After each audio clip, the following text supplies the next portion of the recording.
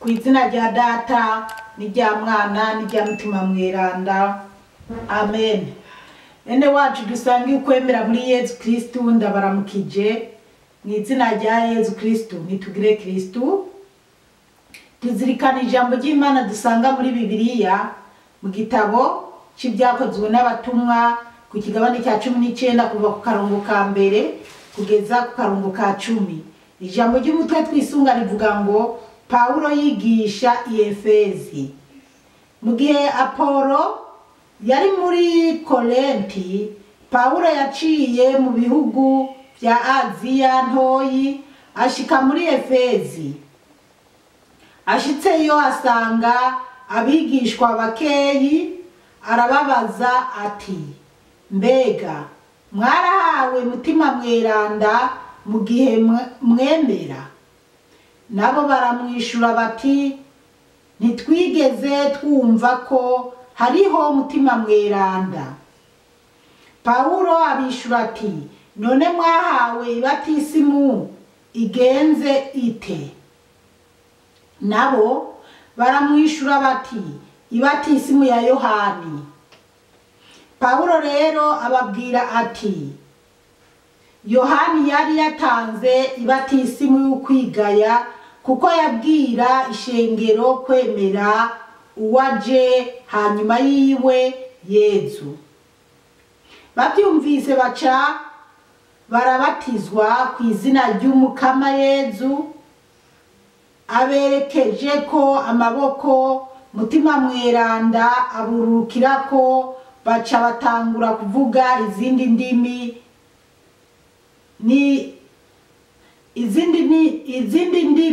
n'ibizoza. Bose hamwe bari nk'12. Paulo yama yinjira mu isinagoga, amara amezi 3 yigisha atamakenga, agira ko yemeza abari aho iby'ubwami bw'Imana. Paulo abonye ko bamwe muri bo bahaye babyura umutima mubi, banka kwemera kandi bavuga nabi yanzira. Ishengero ryakinje, aca arabaheba. Araheza ajana abigishwa biwe, abashira ukwabo, akama bigishiriza mu ishure rya Tirano, uko bukeye uko bwije. Ivyo rero bimara imyaka 2 gushika aho abo muri Aziya bose, baba abayuda canke abagereki, bumva ijambo ry'Umukama. Bene wacu muri Kristo Yesu, iri ni jambo ry'Imana, dushimira Imana. Alleluya, amen. Bana b'Imana, turacyabandanya igitabo cy'ibyakozwe n'abatumwa, tugeze ku kigabane cya 19. Ijambo ry'umutwe tubandanya kwisunga rivuga ngo Paulo yigisha i Efezi. Ubwo rero Paulo yari yageze i Efezi, twumva ingene yahigishije. Akarongo ka mbere karavuga ngo mu gihe Apolo yari muri Korenti, Paulo yaciye mu bihugu vya Aziya ntoyi ashika muri Efezi. Apolo ariko arigisha Korenti, Paulo nawe batubwira ko yaciye aca muri Aziya ntoyi ashika muri Efezi. Ashitseyo asanga bigishwa bakeyi, arababaza ati, ashitseyo yasanzeho hari abigishwa bakeyi, mbega abanyeshure bakeyi. Yarababajije ikibazo, twumva ingene yababajije, mbega mwarahawe Mutima Mweranda mu gihe mwemera? Ababaza ati, mbega mwarahawe Mutima Mweranda igihe mwemera? Mbega mwarakomejwe muri Mutima Mweranda? Mbega igihe bemera bakabatizwa barakomejwe muri Mutima Mweranda? Mukaba muzi rero ko muri Gatolika turabatizwa tugasangira hanyuma tugakomezwa muri mutima mweranda. Nawe yababaza rero ko bakomejwe muri mutima mweranda. Nabo baramwishura bati ntitwigeze twumva ko hariho mutima mweranda. Arababwira ko mutima mweranda ntibigeze bamwigishwa, ntibazi yuko mutima mweranda baho. Urumva ko abo banyeshure bari barigishijwe Yezu, mugabo ntibari barabasiguriye ko haba gukomezwa muri mutima mweranda. Turabandanya, baramwishura bati murambabarira. Paulo abishura ati none mwahawe ibatisimu igenze ite? Paulo arababaza ibatisimu bahawe yari nyabaki? Nabo baramwishura bati ibatisimu ya Yohani. Bo bari barahawe ibatisimu ya Yohani kuko turazi ko Yohani yarabatiza. Bo bari barahawe ibatisimu ya Yohani, niyo babwiye Paulo ko ariyo barose gusa. Kandi haravuga ngo Paulo rero ababwira ati Yohani yari yatanze ibatisimu y'ukwigaya kuko yabwira ishengero kwemera uwaje hanyuma yiwe Yezu. Arababwira ati Paulo ababwira ati Yohani yatangi ibatisimu yo kwisubirako kuko yabigisha Yezu Kristo. Yohani yigisha Yezu Kristo kandi niko yarasemerera akavuga ko ugiye kuza inyuma yiwe ari wafise ububasha, ko wewe abatirisha amazi ariko uzoza inyuma yiwe azobabatiza mu muriro. Rero Yohani, iyo batisimu ya Yohani n'inyigisho za Yohani bari barazakiriye kandi bari bazi ko hazoza uwundi nyuma ya Yohani, ariko ntibari bwamumenye, ntibari bwamwumve. Niyo mpamvu rero Paulo ariko arabasigurira ibyo ibatisimu ya Yohani ko yari imeze kugira bakunde bakomezwe muri mutima mweranda. Babyumvise baca barabatizwa ku izina ry'umukama Yezu. Ngo babyumvise baca barabatizwa ku izina ry'umukama Yezu. Ubwo kubatizwa ku izina ry'umukama Yezu kuko Yohani mu kubatiza kwiwe yabatiza abantu babwira ko hagiye kuza umuntu akomeye inyuma yiwe, ari wazobatiza kabisa kabisa kuruta uko wewe yabigenza. Rero niyo mpamvu rero tubandanya kumva ko uko byaciye bigenda. Paulo rero ababwira murantunga subi inyuma, babyumvise baca barabatizwa ku izina ry'umukama Yezu, ku izina ry'umukama Yezu. 6 aberekeje ko amaboko mutima mweranda aburukirako. Aleluya, amen. Abashize ko ibiganza byiwe mutima mweranda aburukirako. Kujya muri Gatolika twama dukomezwa muri mutima mweranda, abandi ko babigenza ntabyo nzi, mvuga ibyo nzi cyane ibyambayeko. Baca batangura kuvuga izindi ndimi nibizoza. Ngo baciye batangura kuvuga mu zindi ndimi, batangura kuvuga nibizoba, ariko si za ndimi abubu bigishwa hatuzozuragira ngo badondagura n'ibihugu bimwe byo muri Amerika na Australia na za Ukraine no kwa Butine n'ahandi. Hari ababitondetse bazi kubivuga uko nyene. Imana yo mwijuru dutabare cyane. Reka twibandanirize. Indwi havuga ngo bose hamwe bari nk'12. Ngo bose hamwe bari nk'12.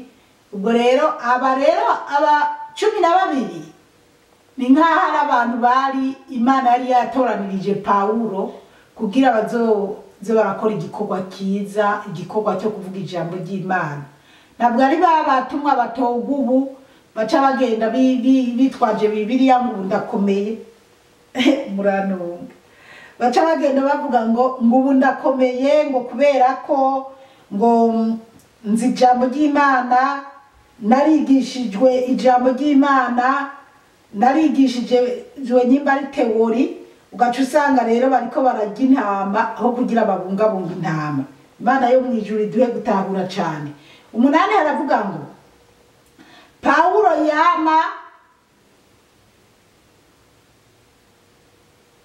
Paulo yama yinjira mu sinagoga amara amezi 3 yigisha atamakenga, agira ko yemeza abari aho iby'ubwami bw'Imana.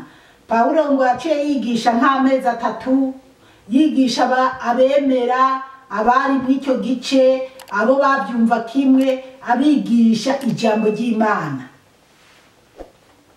Icyo ndavuga ngo Paulo abonye ko bamwe muri bo bahaye babyura umutima mubi, banka kwemera kandi bavuga nabi nyanzira, ishengero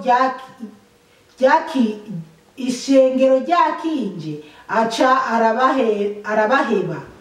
Bana b'Imana rero ntibyari bimworoheye. Paulo yarabigishije, ariko kwa kundi ko gusubira inyuma, abo yigishije batangura gusubira inyuma.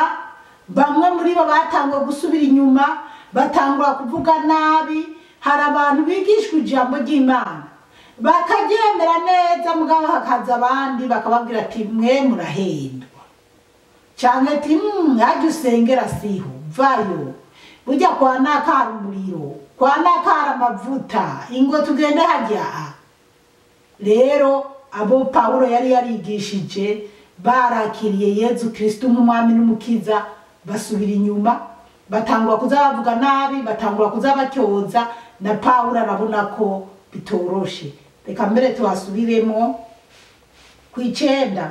Paulo abonye ko bamwe muri bo bahaye babyura umutima mubi, banka kwemera kandi bavuga nabi nyanzira, ngo banka kwemera, batangura kuvuga nabi iyo nzira nziza y'ubukiriro. Banka kwemera, batangura kuvuga nabi inzira nziza iriko irajana abantu mu ijuru. Ishengero ryakinje aca arabaheba. Ishengero rikinje, abantu ari benshi, abonye bibaye nabi aca arabaheba.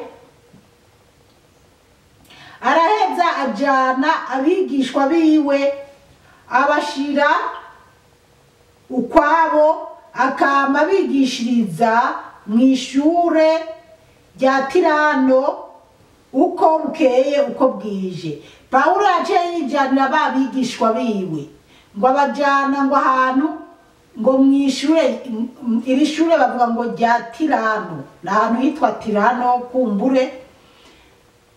Akaza arabigisha ukwabo, abigisha ijambo ry'Imana, abasigurira, kubera ko abandi bari bagumutse, abandi ntibashaka kumva ijambo ry'Imana. Kandi nyimba yajanye babandi 12, urumva benshi basigaye mu byisi.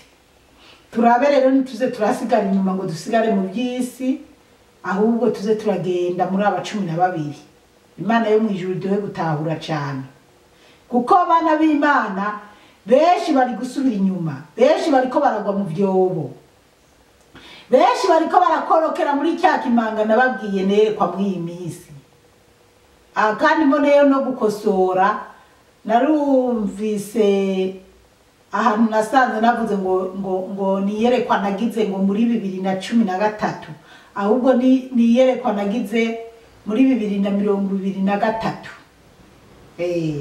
Murantunga, hari igihe nshobora gusanga nihenza akantu, ariko hariho n'abandi baca bumva icyo nagira mvuge. Akarongo ka 10 karavuga ngo ivyo rero bimara imyaka 2 gushikaho abo muri Aziya bose baba abayuda canke abagereki bumva ijambo ry'umukama. Paulo nubwo biri uko Paulo nubwo bamwe babipinga, bamwe batemera, Paulo nticyamubujije kubandanya avuga ubutumwa mu ntara zitandukanye canke mu misozi zitandukanye. Yarabandanije aravuga ijambo ry'Imana, yarabandanije arakora, abamwumva bakamwumva, batamwumva nabo akabihorera. Ariho nyene tubona ngo ibyo rero bimara imyaka 2 gushikaho abo muri Aziya bose baba abayuda canke abagereki, nukuvuga bo muri Aziya, abayuda bari muri Aziya, abagereki bari muri Aziya, barumviriza Paulo, barumviriza ijambo ry'Imana. Nubwo atari bose, ariko hari n'abandi baryakira neza. Abagereki bumva ijambo ry'umukama nabo barumvise ijambo ry'umukama. Barumvise ijambo ry'umukama, baratahuye, barigishijwe Yesu Kristo kandi barakurikiye inkuru nziza ya Yesu Kristo. Bana b'Imana rero turakwiye natwe kuba abantu dukurikira ijambo ry'Imana by'ukuri, kandi buriya Imana tugira dufise Bibiliya dusomamo. Kiriya gihe Paulo yigisha yagendana utuntu tw'utuzingo mu ntoke, twama tubibona ati bandikiranira makete ati uzonyibukirize naka, zonzanire za nkaratasa, zonzanire wa mutamana wanje nasigaha, ibintu nk'ibyo. Rero we yanagenda basomera, ntabwo abantu bari bafise iyo mizingo bose, yagenda basomera. Ariko ubu umuntu wese afise uburenganzira bwo kwisomera Bibiliya, afise uburenganzira bwo kuyigura akayisoma. Rero dukwiye gusoma Bibiliya tukayizirikanira gusumba uko abandi badusomera, kuko ni warindira bagusomera ntuzotahura neza nkuko woza urisomera nawe ukabizirikana mu mutima wawe. Kandi bana b'Imana nongeye kubibutsa, Bibiliya ni ikigwanisho gikomeye cyane. Ushaka wotunga mu Bibiliya, mwibuke ko ari imisi bamwe na bamwe twigeze kubaho tutaja mu mashengero. Murazi mu gihe cya corona hari igihe cyabayeho abantu bataza mu masengero, nanje ndimo. Mbere haragera n'igihe amasengero bayugurura ariko utiteje urushinge rwa corona ukaba utashobora kuja mu isengero. Jewe abandi barageze aho baza baraja gusenga, jewe narase kwiteza urushinge rwa corona, ntaja mu rusengero, ndamara igihe ntaja mu rusengero. Ariko Mukama arageraho arugurura amasengero, ubu harageraho senga nanje nk'abandi bose. Ariko nari ntunzwe n'iki, n'iyi Bibiliya yanje nisomera n'abana banje n'umuryango wanje, tukisengera mu nzu iwacu. N'ubundi hari ibintu twimirije kwinjiramo, hari ingorane ziri imbere, uri kuraraba ibintu biriko birabera mu isi, hari ihamwa, hari ingorane zizobaho, usange bigoye kwinjira mu rusengero udafise Bibiliya mu nzu, bizogorana. Rero buriya coronavirus nayo igomba kutwigisha tukamenya utakuye isomo muri kiya gihe cya corona, utahakuye ikigwa kweri. Hajya Imana yari kiratwigisha, Imana yaratweretse ati ntimusamare, gura Bibiliya uyigumane uyicarane. Nuko bimeze bana b'Imana. Rero Umukama Imana bahezagire cyane, mwarahezagiwe n'Imana. Ku izina rya Data rya Mwana n'rya Mutima Mweranda, amen. Turagusenga Yezu, turakuninahaza.